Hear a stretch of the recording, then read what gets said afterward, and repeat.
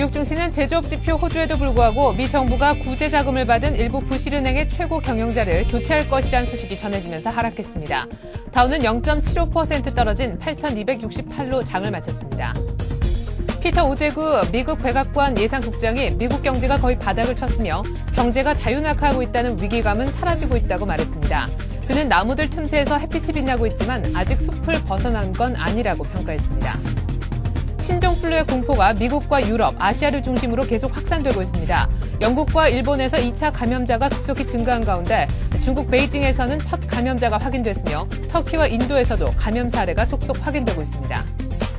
독일 자동차 업체인 폭스바겐과 폴쉐의 합병 협상이 난항을 겪고 있습니다. 폭스바겐 대변인은 두 회사의 합병 협상이 무기한 연기됐다면서 폴쉐가 좀 더 적극적인 자세를 보여야 한다고 촉구했습니다. 안녕하십니까. 이슈앤 마켓의 최혜린입니다. 지난 주말 뉴욕 증시가 경제 지표가 호조를 보였음에도 불구하고 소폭 하락했습니다. 주요 지수들이 0.5 내지 1.1% 정도 하락률을 보였는데요. 부실은행 경영진 교체설이 나오면서 은행주가 급락을 주도했고요. 보험주도 덩달아 내렸습니다. 이로써 뉴욕 증시는 주간 단위로 약세로 돌아서게 됐는데요. 보다 자세한 글로벌 증시는 대우증권 허재환 연구원과 함께 정리해보도록 하겠습니다. 안녕하십니까? 네, 안녕하십니까? 네, 지난 주말 뉴욕 증시가 소폭 하락을 했더라고요. 은행주가 특별히 약세를 보였는데 이유가 뭐였는지요? 약간 뉴스에서 언급되었듯이 이제 그 연방은행의 예금보험공사가 이제 스트레스 테스트 이후에 이 은행들의 CEO 교체를 시사하는 이제 언급을 했었습니다.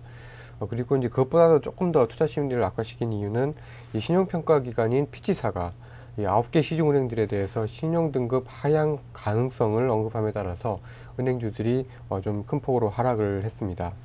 그렇지만 미국의 산업생산이라든지 이 엠파이어 스테이트 지수 그리고 미시간대 소비 심리 지수 등 이 발표된 경제 지표들이 예상치를 상회하면서 일단은 뭐 급락은 일단 좀 방어하는 그런 모습을 보여주었는데요.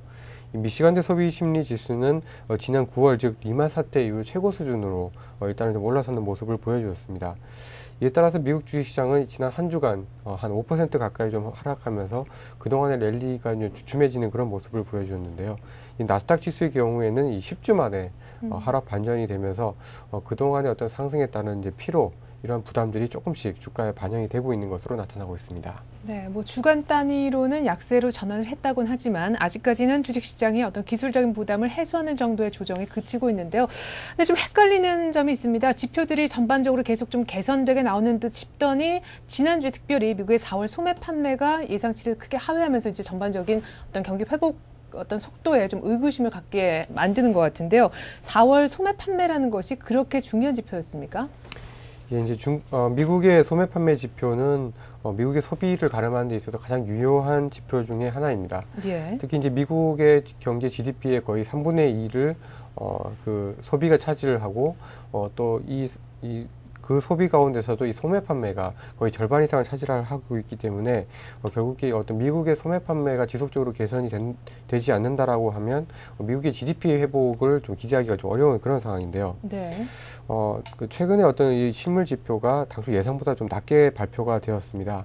근데 이제 문제는 미시간의 소비 심리 지수라든지 컨퍼런스 보드의 소비자 신뢰 지수 같은 경우에는 조금씩 이렇게 개선이 되고 있는 반면에 실제 소매 판매 지표는 예상보다 안 좋게 발표되었다라는 것입니다. 따라서 이 심리 지표와 이 실제 지표 사이에 어떤 그런 괴리가 좀 나타나고 있다라는 의미인데요. 아직까지는 이 경기 회복이 일단은 좀 실물 지표에서 보다 본격화되기보다는 심리 지표에서부터 지금 나타나고 있는 초기 단계이기 때문에 나타난 현상이라고 좀 보고 있습니다. 네. 즉 지금까지 회복은 실제로 어떤 경기가 빠르게 좋아진다라기보다는 심리적인 부분이 좀 더 크다라는 의미이고요. 따라서 이 주식시장 측면에서 바라본다라고 하면 이렇게 주식시장이 계속해서 올라가기 위해서는 이 실물 지표들의 개선이 좀 더 확인될 필요가 있는 것 같습니다. 즉 지금까지는 이 심리 지표들이 좋아지면서 주식시장이 함께 올랐습니다만 일정 부분 주가가 반등에 성공한 이후에는 추가적인 상승을 위해서는 실제로 실물 지표들이 좀 개선이 되어야 되는데 일단은 최근에 매크로 환경이 조금씩 개선이 되고 있고 이 심리 지표에서 나타난 개선 부분들이 주가에 조금 더 반영할 수 있는 여지가 남아있기 때문에 전체적인 방향은 우상향할 것으로 예상을 합니다만 아직까지 이 실물 지표에서의 개선이 아직 확연히 드러나진 않고 있기 때문에 상승의 기울기 주기는 점차 완만해지지 않을까라고 생각을 하고 있습니다. 예. 아직까지 좀 초기 단계라 심리 지표만은 개선되고 아직 실물 지표는 회복이 조금 지연되고 있는 상태인 것 같습니다. 자, 한편 지난주 유럽 주식 시장은 조정을 보였었죠. 지난 주말에 특별히 발표가 됐던 독일의 GDP 성장률 같은 경우에는 통일 이후에 최악을 기록했다고 하는데요. 이것이 향후 유럽 주식 시장에는 어떤 영향을 미칠까요? 일단은 유럽 주식시장 같은 경우에는 좀 그 선진국, 주요 선진국, 미국, 일본, 유럽 이 세 지역 가운데서 가장 좀 그 경기 회복이 좀 더딘 그런 것을 상징적으로 반영한다라고 보고 있고요. 예. 결국에 주식시장의 어떤 회복에 있어서도 좀 부정적으로 좀 작용할 가능성이 높다라고 판단을 하고 있습니다. 사실 유럽에서 독일은 특히 금융 리스크 측면에서 있어서 이제 가장 건전한 나라들 중에 하나였는데요. 이번 위기가 확산되는 과정에서 오히려 이 대외 수요, 즉 이 수출에 의한 성장이 크게 망가지면서 그 독일의 경기가 상당히 좀 많이 안 좋아졌습니다. 특히 독일 같은 경우에는 유로존 내 역내 어떤 수출 비중이 크기 때문에 이 동유럽 위기 그리고 유럽 자체의 어떤 위기에 대해서 영향을 많이 받게 되었습니다. 물론 이제 최근에 그 독일에서 발표된 PMI 지수라든지 기업들의 심리를 나타내는 IFO 지수라든지 이런 심리 지표들은 미국과 마찬가지로 개선이 되고 있는 상황입니다만 이 동유럽 국가들의 무역 수지가 이제 빠르게 줄어들면서 전체적으로 이 유럽 국가들, 특히 서유럽 국가들에 대한 제품 수요가 줄어들고 있다는 측면에서 보면 이 독일이 나름대로 좀 빠르게 회복을 보이기는 상당히 좀 어려운 상황이다라고 좀 판단을 하고 있고요. 미국이나 여타 유로존 국가들보다는 이 독일은 한 1에서 2분기 정도 후행해서 회복을 보일 가능성이 높고, 이에 따라서 전체적인 유럽 주식시장의 어떤 상승 강도는 상당히 좀 더디게 진행이 될 가능성이 높다라고 판단을 하고 있습니다. 네, 그렇지 않아도 지난 주말에 유럽 증시는 혼조세를 보였는데요. 사실상 미국의 경기 지표 호전 소식이 없었더라면 또 크게 하락할 수도 있었던 부분이 아닌가 싶습니다. 자, 한편 지난주 아시아 증시도 역시 유럽과 마찬가지로 조정세를 보였었죠. 그 가운데 인도의 주가는 상당히 강했는데 선거도 끝나지 않았습니까? 왜 강했는지 일단 이유와 함께 앞으로도 이런 상승세가 이어질 것인지도 함께 분석해 주시죠. 예, 인도는 좀 이번 선거를 통해서 여러 가지 정치적인 이제 불확실성이 조금 해소가 될 것으로 기대가 되고 있고요. 예. 따라서 상대적으로 좀 강세를 보일 가능성이 좀 높다라고 판단을 하고 있습니다. 사실 이 선거 이전에 인도는 굉장히 정치적으로 굉장히 혼탁한 상황이었습니다. 문바이 테러 사건뿐만 아니라 이 선거를 둘러싸고 열차 납치라든지 또 이 폭탄 테러라든지 이런 것들 때문에 상당히 좀 어수선한 그런 분위기였습니다. 이제 실제로 이제 토요일 그저께 이제 그 한 달여 동안 진행된 선거 결과가 발표가 됐는데요. 네. 결과적으로 이 여당이 출구조사 결과에 비해서 훨씬 더 선전한 그런 모습을 보여주었습니다. 이 여당은 이제 하원의 어떤 과반수인 272석에는 못 미쳤지만 2004년 총선, 5년 전 총선 당시에 비해서는 훨씬 많은 자석수인 255석을 확보를 했습니다. 그래서 이 때문에 이제 인도는 전국 안정을 위한 기반을 마련을 했다라고 좀 볼 수가 있는데요. 특히 여당 같은 경우에는 이제 경제 개혁 그리고 재정 지출을 통한 경기 부양 체계에 초점을 맞추고 있는 만큼 하반기 인도 경제는 이 상반기보다는 조금 더 빠르게 바닥을 탈피할 가능성이 높다라고 판단을 하고 있습니다. 인도의 주식시장 같은 경우에는 전까지만 하더라도 PER이라든지 PBR과 같은 밸류에이션 지표들이 다른 국가들보다 훨씬 높아서 상당히 좀 고평가되었다라는 인식들이 굉장히 많았었는데요. 최근에는 주가 조정과 함께 이러한 이 고평가에 대한 우려가 상당히 많이 완화가 되었습니다. 그리고 아직까지 인도 시장의 어떤 PER이라든지 PBR 같은 밸류에이션 지표들이 역사적인 평균보다도 아직 낮은 상황이기 때문에 네. 과거에 비해서 주가 고평가에 대한 우려도 상당히 좀 적은 편입니다. 따라서 인도 주식시장은 단기적으로 이 정치적인 안정에 대한 기대 그리고 역사적인 평균보다 낮은 밸류에이션 측면에서 매력을 보이면서 상대적으로 조금 더 강세를 보일 가능성이 높다라고 판단을 하고 있습니다. 예, 잘 알겠습니다. 자, 이렇게 해서 뉴욕, 유럽 거쳐 아시아 증시까지 한번 정리를 해봤습니다. 오늘은 또 5월 셋째 주를 여는 첫 거래일인데요. 이번 주에 주목해 볼 만한 변수 있으면 챙겨주시죠. 예, 이번 주는 사실 좀 경제 일정이 이렇게 많지는 않은 그런 좀 주입니다. 네. 이렇게 보시면 이제 쭉 지표들이 좀 나오고 있는데요. 이 중에서 좀 주목할 만한 지표들은 이제 19일 날 화요일 날 발표될 미국의 신규 주택 착공과 이 건축 허가 면적 지표입니다. 미국의 이제 부동산 경기 동향을 나타내는 지표인데요. 최근 들어서 미국의 어떤 부동산 가격 지표가 조금은 이제 추가적인 악화가 좀 진행이 되고 있는 그런 상황인데요.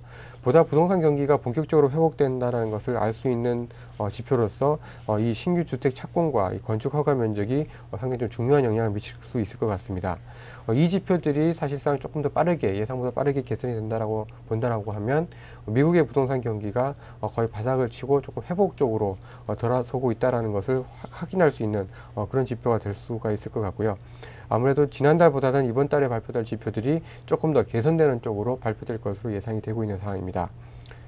다음으로 좀 주목해 볼 만한 일정들은 20일 날 있을 이 가이스너 재무장관의 TARP와 관련된 이제 증언인데요. 예. 계속해서 지금 논란이 되고 있는 부분들, 은행들이 최악의 상황을 좀 벗어나고는 있습니다만 TARP, 이 정부가 얼마만큼 이 금융기관들을 지원해주고 이 회사채라든지 이런 채권들을 사줄 것인가에 대해서 여전히 좀 의문과 좀 논란들이 많은 상황인데요. 이런 부분에 대한 이 불확실성을 좀 해소할지 여부에 대해서 좀 관심이 모아지고요. 이 언급에 따라서 금융주들이 또 한 번 방향성이 좀 결정될 것으로 예상을 하고 있습니다. 그 밖에 이제 유로존의 PMI 지표, 그다음에 영국의 1분기 GDP 성장률이 이번 주 후반에 예정이 되어 있는데요.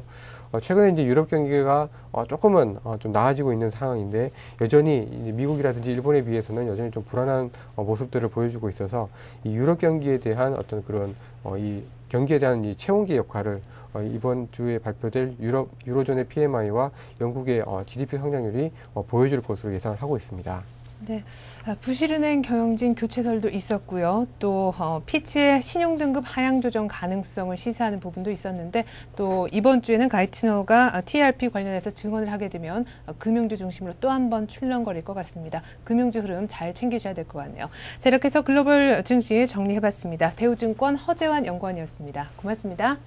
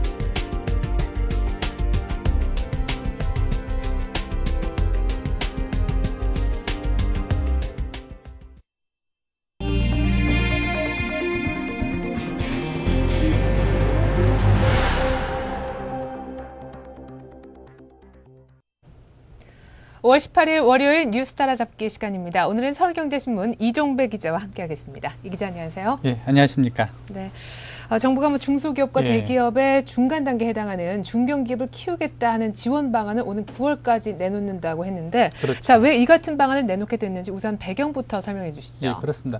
우선 지적하신 대로요. 정부가 이제 중견기업 지원 방안을 오늘 9월까지 마련할 계획인데요. 정부가 이제 중소기업 외 중견기업을 지원한 데는요. 중소기업들이 현실에 안주하지 말고 대기업 울타리로 적극 넘어갈 수 있도록 토대를 마련하는 데 있습니다. 예. 현재 기업 지원 방안을 보면요. 기업을 크게 대기업과 중소기업으로 나누고 있거든요. 그리고 중소기업에는 또 많은 혜택을 주고 있습니다. 문제는 여기서 발생하는데요. 중소기업들이 규모가 커지면은 법률상 정한 중소기업 요건을 벗어나게 되거든요. 네. 그렇게 되면 이제 대기업으로 성장을 해야 되는데 혜택 때문에 혜택이 사라질까 두려워가지고 회사를 쪼개거나 분할하면서 계속 중소기업에 남아있는 현상이 나타나고 있거든요. 네. 실제 중소기업과 대기업 추이를 보면요. 중소기업을 남아있으려는 현상이 계속 나타나고 있습니다. 네. 우선 대기업을 보면은 2003년에 5,000개에 이르렀거든요. 네. 그리고 또 2005년에는 또 5,000개를 이어가다가요. 2006년에는 4,000개로 줄었습니다. 그리고 또 2007년에 2,000개까지 감소한 상황이거든요. 네. 반면에 중소기업은 계속 상승 추세인데요. 2003년에 293만 5천 개에서 시작됐고요. 2005년에는 다소 줄었으나 2006년에는 293만 6천 개로 늘었습니다. 또 2007년에는 297만 4천 개로 늘어나고 있거든요. 네. 그러니까 참 중소기업 입장에서는 그 중소기업을 벗어나게 되면은 그 여러 가지 혜택을 못 받게 되니까 그 중소기업이 계속 안주하게 되고요. 네. 이렇다 보니까 중소기업이 그 비이상적으로 성장하는 현상이 나타나고 있거든요. 네. 실제 그 전체 사업에서 중소기업이 차지하는 비중이요. 그 99.9%에 이릅니다. 예. 그 99.9%는 아마 전 세계적으로 우리나라가 가장 높을 것 같습니다. 네, 알겠습니다. 사실 또 정확히 들여다보면 이제 맞는 수치는 아니라 하는 말씀이신 것 같은데 사실 이 부분은 예전부터 계속 불거져 나왔던 부분 아닙니까? 그렇습니다. 정부로서는 뭐 계속해서 좀 풀기 힘든 숙제 같은 건데 예. 왜 일이 이 지경까지 오게 된 건가요? 그렇죠. 그 가장 큰 문제는 이제 그 정부가 그 수십 년간 중소기업 테두리를 이제 법으로요, 그 획일적으로 이렇게 정해서 그 보호하고 있던 게 크게 문제 같은데요. 예를 들어 그 제조업의 경우는 그 종업원수 300명을 기준으로 해가지고요. 그 300명 이상은 대기업, 이하는 중소기업 이렇게 계속 나눴습니다. 네. 이런 것이 장기간 지속되다 보니까 그 중소기업 안주하려는 현상이 그 수십 년간 진행되었는데요. 사실 그 말씀하신 대로 그 역대 정부도 이 같은 문제점을 잘 인식하고 있었거든요. 그렇다 보니까 그 중소기업 이제 보호틀을 깨려고 그 수많은 시도를 해왔습니다. 하지만 그때마다 이제 중소기업 이꼴 그 보호 이런 공식이 성립되다 보니까 예. 제대로 된 개혁이 이루어지지 못했는데요. 그 참여 정부만 놓고 봐도 아마 그 시청자 여러분들 기억하실 텐데 그 혁신형 중소기업이 있습니다. 네네. 그 예전에 그 벤처기업을 그 혁신형 중소기업으로 묶어서 일반 중소기업과 다른 차원의 그 혜택을 부여한다는 취지인데요. 하지만 이 혁신형 중소기업 제도도 그 중소기업 틀을 그대로 유지한다는 점에서 그 실패작으로 평가되고 있고요. 사실 그 중소기업 제도를 바꾼다는 게 쉽지는 않거든요. 네. 그래서 이번 그 정부가 어느 선까지 그 중소기업 계획을 해낼지도 관심거리입니다. 예. 자, 그렇다면 궁금합니다. MB 정부의 중견기업 육성책 골자는 어떤 겁니까? 예, 일단은 MB 정부가 계획하고 있는 방안을 보면요, 그 큰 골자는 그 현행법에 중견기업이라는 개념을 새롭게 넣는 겁니다. 그 세부적으로 보면 이러는데요. 그 현행법상 그 대기업과 중소기업으로 나누고 있는데요. 예. 이를 그 대기업, 중견기업, 중소기업 이렇게 3단계로 세분화하고요. 이를 위해 그 중견기업 그 특별법을 제정을 한다는 게 골자이고요. 네. 또 이게 중견기업 특별법 제정을 통해서 중견기업 개념을 정리하고요. 또 이들 업체에 대해서는 뭐 중소기업과는 다른 뭐 조세, 금융, 하도급, 연구개발 이런 등에서 혜택을 부여한다는 계획인데요. 자, 이에 앞서 정부는 그 중소기업법 시행령을 개정을 했습니다. 네. 이 시행령 개정 내용을 보면요. 오는 2012년부터 중소기업 요건이 대폭 강화되거든요. 그러니까 네. 그때쯤 되면은 많은 중소기업들이 이제 대기업이 되느냐, 중소기업으로 남느냐, 그걸 결정되게 되는데요. 네. 그렇게 되면 만약에 그 중견기업 제도가 생겨나지 않는다 그러면은 그 2012년 전후로 해서 또 한 번의 그 대규모 회사 분할이나 이런 현상이 나타날 것을 우려하고 있거든요. 네. 사실 그 중견기업 제도는 그 정부가 그 중견기업 제도라는 당근을 부여하겠다는 게 있는데요. 하지만 그 말씀드렸듯이 그 2012년에 과연 이 제도가 제대로 효과를 발휘했을 때는 좀 더 지켜봐야 될 것 같습니다. 예. 자, 이번엔 중소기업들의 졸업 기피 현상으로 인해서 본의 아니게 0.1% 안에 들게 된 대기업 얘기, 삼성 얘기를 좀 해보도록 하겠습니다. 자, 삼성그룹이 LED 산업 석권을 위해서 초기에 공격적인 투자를 통해서 시장 점유율을 좀 대폭 확대하겠다라는 보관을 갖고 있는데요. 지금 LED 산업을 놓고 제2의 반도체 신화도 가능할 것이다라는 전망이 나오고 있어요. 예, 그렇습니다. 그 LED는 우리말로 표현하면 발광 다이오드라고 하는데요. 네. 뭐 쉽게 하면 그 스스로 빛을 내는 반도체 이렇게 표현하고 있거든요. 또 LED 같은 경우는 최근 이제 친환경 상품으로 인식되고 있지 않습니까? 네. 그렇다 보니까 이제 전 세계가 LED 산업 육성에 나서고 있는데요. 사실 그 LED만 놓고 보면은 우리나라의 그 잠재력이 무궁무진합니다.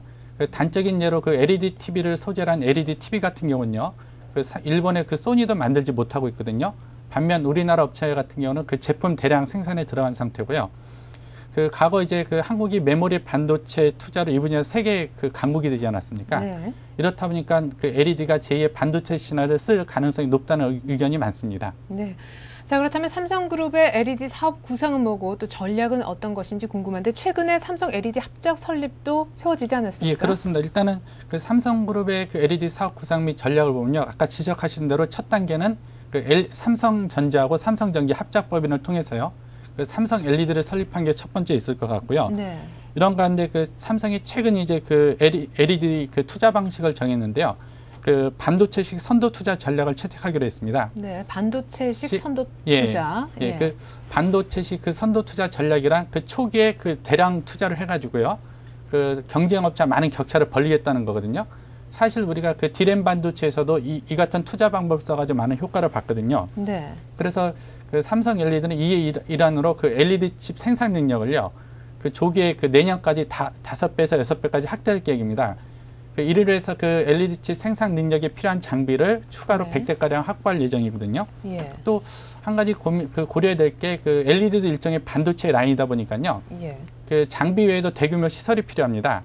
현재 그 삼성전자 같은 경우는 반도체 라인을 많이 갖고 있지 않습니까? 네네. 이 반도체 라인을 LED 라인으로 전환할 수가 있습니다. 그래서 실제 그 삼성전자의 경우는 그 반도체 라인의 LED 라인 전환을 검토하고 있거든요. 네. 이제 그 메모리 라인의 적극 활용 이런 통해서 그 삼성이 이제 LED 분야에서도 그 세계 1위 기업으로 성장했다는 포부를 밝혔는데요.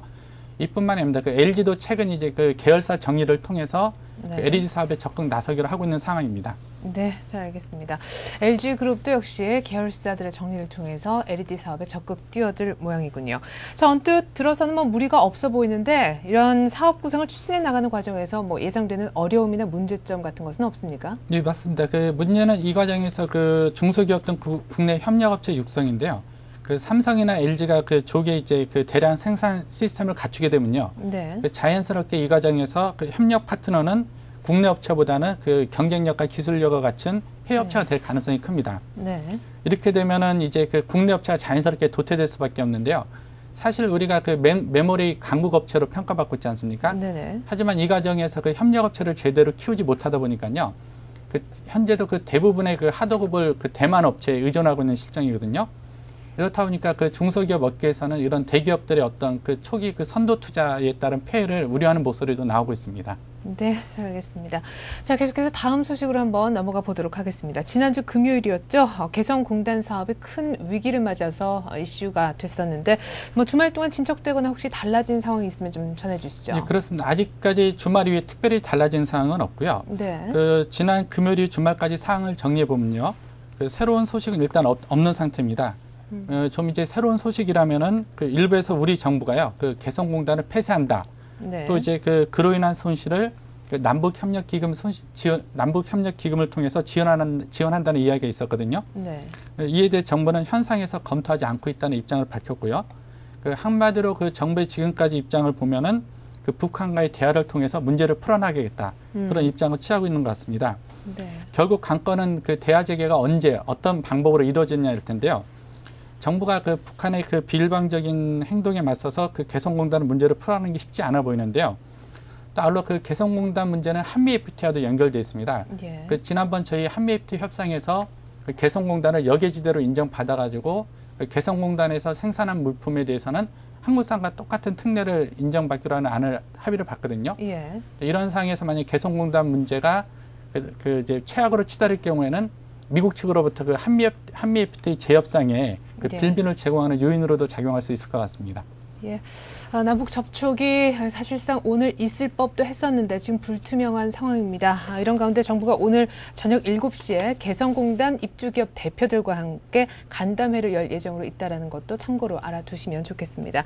자, 이번 주도 뭐 여러 가지 이슈가 복잡하게 얽혀서 진행이 될 것 같은데요. 이번 주 관심 갖고 지켜볼 만한 일정 있으면 소개를 좀 그렇습니다. 해주시죠. 그 이번 주 가장 큰 일정은 아마도 그 오는 20일이 될 것 같은데요. 네. 그 윤중현 기획재정부 장관이 그 취임 100일을 맞습니다. 그 취임 100일을 맞아가지고 그 전반적인 이제 사업 구상을 밝힐 텐데요. 여기에는 이제 기업 구조조정부터 경기 전망, 또 환율 등 여러 가지 담길 것 같고요. 또 개성공단 후속도 계속 관심을 갖고 지켜봐야 될 것 같습니다.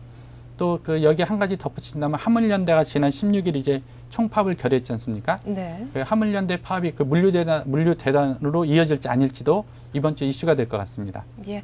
만약에 개성공단이 폐쇄가 된다면 남측이 입을 만한 손실이 지금 1조 3,600억 원 플러스 알파라는 집계도 나온 만큼 남북 간에 좀 협의가 잘 이루어졌으면 좋겠습니다. 자, 이렇게 해서 오늘은 이종배 기자와 함께 해봤습니다. 이 기자 말씀 잘 들었습니다. 고맙습니다. 예, 감사합니다.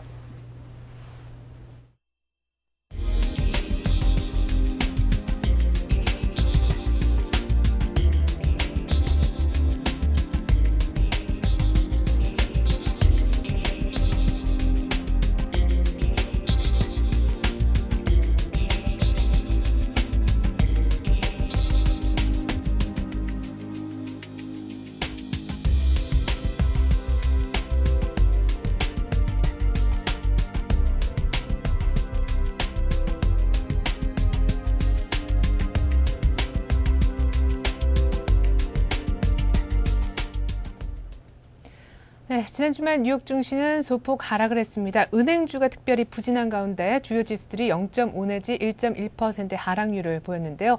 유럽 증시는 혼조세를 기록했습니다. 미국의 경기 지표 호전 소식이 있었기 때문에 그나마 혼조세를 보일 수 있었는데 유로존 16개 국가들의 GDP 성장률이 좋지 못했습니다. 한편 국제유가는 4% 급락을 했었는데요. 추가 랠리를 위해서는 경기가 더 나빠지지 않고 있다라는 말 대신 실제로 좋아지고 있다라는 시그널이 확실히 보여져야 할 때가 아닌가 싶습니다. 때문에 이번 주 역시 뉴욕 증시 경제 지표라든가 혹은 실적이 방향타가 될 것 같습니다. 저는 1시간 뒤 출발 센 증시로 다시 인사드리겠습니다. 고맙습니다.